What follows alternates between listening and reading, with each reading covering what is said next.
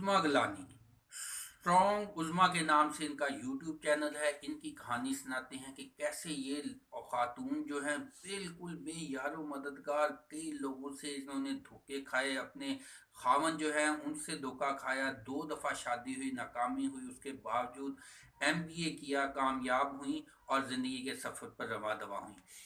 लेकिन इससे पहले मैं ये बात बताना चाहूँगा कि ज़रा गौर कीजिए कि अक्सर ख़वातीन नफ़सियाती मरीज़ा बन जाती हैं मर्द की वजह से, ख़ामद की वजह से, जिसको वो अपना सहारा समझती हैं। उसी की वजह से सारी ज़िंदगी जो है दुखों और टेंशनों की नज़र खो जाती है।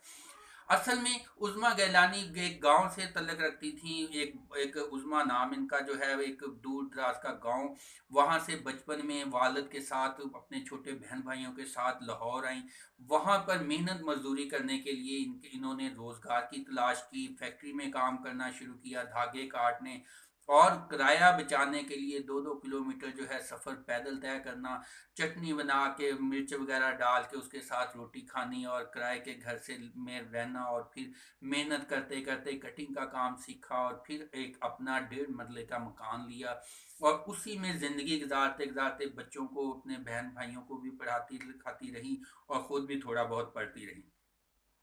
लेकिन इनका सफ़र जो था अभी जारी था कि मैट्रिक का इन्होंने मैट्रिक के लिए भी कोशिश की, लेकिन उससे पहले वालदैन को, वालिद को ये एहसास हुआ कि बेटी की शादी कर देनी चाहिए, क्योंकि एक रिश्ता अच्छा मिल रहा है, लड़के ने डबल एमए किया हुआ है, एलएलबी किया हुआ है, और वो लिहाजा इनकी शादी कर दी गई। लेकिन असल में ये एक धोखा था, क्योंकि वो जो शख्स खुद को इतना पढ़ा लिखा और इतना कामयाब अमीर समझता कहता था, उसने क्या किया कि इनको धोखा दिया कि आपका ये घर छोटा है, मैं अपना मकान भी बेचता हूँ, आपका भी बेचता हूँ और एक बड़ा घर लेते हैं और वहाँ पे आपकी रिहाइश करवा देंगे। और साथ में इसने कुछ चेक जो है इसके भाइयों के, इसके वो चेक वगैरह दिए, बिजनेस में लगाए, और लिहाजा इनको यहाँ से ये मकान सेल करवा के एक दूसरे 3 मंजिला घर में शिफ्ट कर दिया। और खुद वो शख्स जो है वो गायब हो गया। कुछ अरसे के बाद कुछ एक शख्स आया, एक मालिक मकान जो था असल में इस मकान का,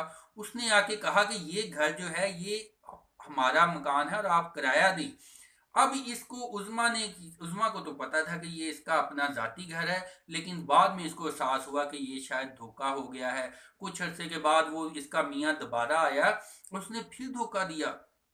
कि देखें, आप कुछ पैसे इकट्ठे करें, कुछ जेवर सेल करें, सिर्फ रजिस्ट्री का मसला रहता है, हम रजिस्ट्री करवा लेंगे, ये हमारा हो जाएगा। लिहाजा मजीद पैसे वगैरह इकट्ठे किए और फिर रफू चक्कर हो गया। और इस तरह से फिर दोबारा तीसरी दफ़ा फिर धोखा दिया कि ऐसा करते हैं कि ये एक पे आर्डर है, इसको आप बैंक में जाएं, कैश करवाएं, मेरा वो कारोबारी मसला था जिस वजह से मैं परेशानी में था, मैं आपको बता नहीं सका, मैं शर्मिंदा हूँ, अब ये कैश करवा के लेके आए। हकीकत में यहाँ फिर धोखा था कि जब वो बैंक में गए, ये और उज़्मा और इसका वालिद, तो वहाँ पर बैंक वालों ने इनको गिरफ्तार कर लिया, क्योंकि वो जालसाजी की जा रही थी। लिहाजा कुछ दिन, 15 दिन वो या कुछ अर्सा वो जेल में रहे, थाने में रहे, फिर दोबारा वहाँ से छूटे, बेकसूर साबित किया। और फिर उसके बाद इतने बदजन हुए कि इस शख्स से डिग्री के ज़रिए ये लापता हो गया था। फिर डिग्री के लिए इसको ढूंढने की कोशिश की, इसके गांव में गए, इसके घर पीछे गए, वहाँ गोजरा के करीब घर था, वहाँ इसके जो नान लड़के के जो यानी कि जो लड़के के वालिदैन और इसके यहाँ एक बेटी पैदा हो गई थी, उसके दादा दादी जो थे उन्होंने इसको ओन करने से इनकार किया और इसको सिर्फ 2,000 रुपये दिए और चाय का कहा कि आप चाय पियो। रात को 1-2 बजे ये उनके घर पहुंचे थे और उनको कहा कि सुबह 4 बजे यहाँ से ट्रेन जाएगी वापस लाहौर, वहाँ यहाँ से निकल जाओ, हम तुम्हें इंसानियत के नाते ये तुम्हारी मदद करते हैं। क्योंकि ये बेयारो मददगार थी, लिहाजा वहाँ से ये दोबारा लाहौर गए। एक पार्क में बैठे बेयारो मददगार लोगों से, यहाँ तक कि भीख मांगने तक की नौबत आ गई। लोगों ने इनको बेआसरा समझ के खुद से इनकी मदद करना शुरू की। फिर इनके जो इसका जो वालिद था, उसके एक जानने वाले को पता चला, उसने इनकी हेल्प की, इनको एक रेंट पे छोटा मकान लेके दिया और राशन वगैरह डलवाया।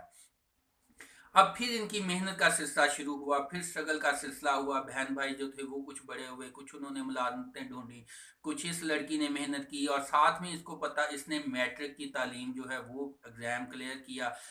इंटर किया, एमबीए के लिए बीए एमबीए करने का इसका माइंड था, इसने लिहाजा उसके लिए वर्क करना शुरू किया, बीकॉम पहले किया। और इस दौरान हुआ ये कि इनको दोबारा एक जो है रिश्ते की ऑफर आई, जिसका लड़के का मेडिकल स्टोर था, लिहाजा इसकी फिर दोबारा शादी कर दी गई। लेकिन प्रॉब्लम्स फिर ना रुकी, यहाँ तक कि वो जो लड़का था, एक दिन जिससे दूसरा इसका जो हस्बैंड था, उसने उसके उससे भी इसको एक बेटा अल्लाह ताला ने अता किया। लेकिन हुआ ये कि अचानक बातें करते हुए उसके सर में दर्द शुरू हुई, और उसने जैसे ही ये चाय बनाने के लिए जाने लगी है, वो फिर दोबारा खड़ा हो रहा, बातें कर रहा था, और उसके सर में दर्द इतनी बड़ी कि वहीं पे गिर गया।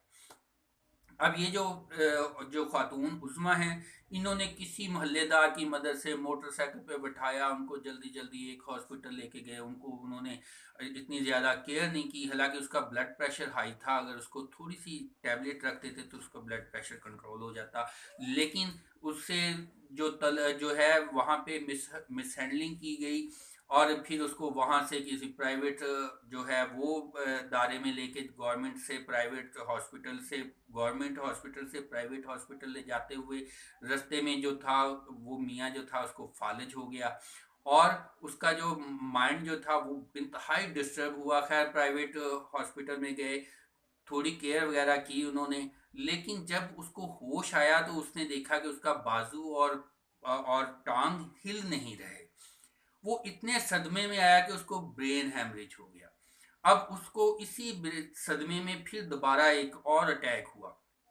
यहाँ तक कि डॉक्टर्स ने उसको, इस खातून को कहा कि इसके लिए 7-8 लाख रुपए खर्च लगेगा। इसका जो दिमाग है उसमें अगर कोई ब्लड वगैरह शरियान वगैरह से कोई इकट्ठा हुआ है तो उसको हम क्लियर करेंगे, तो आप 7-8 लाख रुपए का अरेंज करें। इस दौरान इन्होंने मेहनत कर करके दोबारा एक छोटा सा मकान जो है उसके लिए पैसे जमा किए थे इकट्ठा की, उसको वो उसको बेचने के लिए डीलर से रब्ता किया, और उससे फिर दोबारा इन्होंने उसका इलाज कराने का कोशिश की। लेकिन कुदरत की करना ये हुआ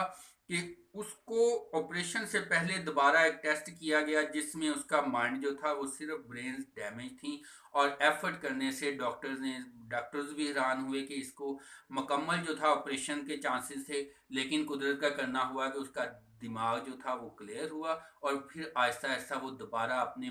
मर्ज से दोबारा उसको छुटकारा हुआ। और इस दौरान ये खातून जो थी ये दिन रात मेहनत करती रही, उसका मेडिकल स्टोर जो था उस पर एफर्ट करती रही, लेकिन और अपनी स्टडी भी साथ साथ जारी रखी, और उसका दुख जो था उसको भी इसकी इनके माइंड में था, लेकिन एफर्ट मुकम्मल करती थी, और अल्लाह पे भरोसा था कि जो नसीब में हुआ वो होगा। अगर बचना हुआ तो यकीनन ये बचेंगे, मुझे एफर्ट ज़रूर करनी है। लिहाजा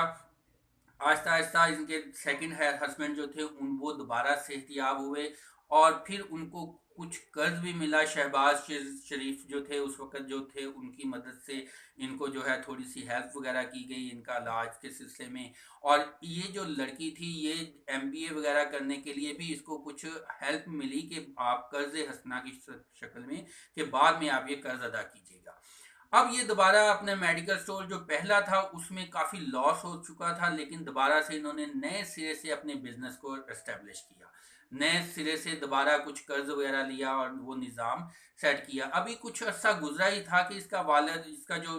हस्बैंड था, सेकंड हस्बैंड, वो उसने आहिस्ता आहिस्ता बोलना शुरू किया, चलना शुरू किया, कुछ अरसे के बाद मेडिकल स्टोर पे जाना शुरू किया। लेकिन खुदा का करना ये हुआ कि कुछ अरसे के बाद उसका रोड एक्सीडेंट हुआ, और वही टांग वही बाजू उसी की तरफ ज़्यादा फ्रैक्चर हुए, और नतीजे के तौर पे इस खातून को खुद मेडिकल स्टोर पे जाना इसने शुरू किया, दिन रात वहाँ पे मेहनत करती, साथ साथ अपनी स्टडी की, और लास्ट एट लास्ट वो एमबीए करने में भी कामयाब हो गई। और इस दौरान अपने मियाँ का इलाज करवाती रही। कुछ अरसे के बाद वो दोबारा सेहतियाब हुए, दोबारा मेडिकल स्टोर पे जाना शुरू किया, लेकिन इनके इम्तिहान अभी ख़त्म नहीं हुए थे। हुआ कुछ यूं कि दिन रात मेहनत की वजह से रात को 1-2 बजे तक ये मेडिकल स्टोर पे ड्यूटी देती, फिर पढ़ती, फिर अपना थोड़ा सा मामूली सा सोना, और अपनी गज़ा में भी कमी और डिप्रेशन और टेंशन की वजह से इसको अपने जो है जहन में इसका जो ब्लड प्रेशर था वो एक दफ़ा बैठे बैठे कहती कि मैं बातें कर रही थी कि मैंने अपनी साथ वाली स्टूडेंट से कहा, अपनी साथ वाली दोस्त से कहा कि मुझे तुम नज़र आना बंद हो गई, और इतना कहते हुए ही गिर गई। असल में क्या हुआ था कि डिप्रेशन की वजह से, मुसलसल टेंशन और मसाइल की वजह से इनका बीपी इंतहाई लो हो चुका था। और तकरीबन डॉक्टर ने, वहाँ के जो लोग थे वो उन्होंने चेक किया, महसूस किया, इसको जो है बोतल वगैरह पिलाई, और इसको कहती है कि मैं ऐसी स्टेज में थी कि ज़िंदगी के इस जहान और उस जहान के दरमियानी स्टेज में मुझे लग रहा था कोई मर गया है, लोग उसके लिए कलमा पढ़ रहे हैं, मुझे कह रहे हैं, लेकिन मुझे, मेरा जहन हल्का हल्का काम कर रहा था कि शायद ये मैं ही हूँ। और इसका मेरा क्या है जी, वो कोई कह रहा है कि इसका बीपी बहुत लो है। अब जब इसको दोबारा रेस्क्यू वाले आए, तो वहां पर उन्होंने क्या गलती करने लगे कि उन्होंने इसका बीपी चेक किया, उसको उनको ऐसे लगा जैसे 240 है। यानी अब उनको फिक्र पड़ गई कि अब इसका बीपी चूंकि हाई हो रहा है, इसको मेडिसिन दें इसका बीपी लो करने की। अगर वो लो करने की मेडिसिन उनके पास थी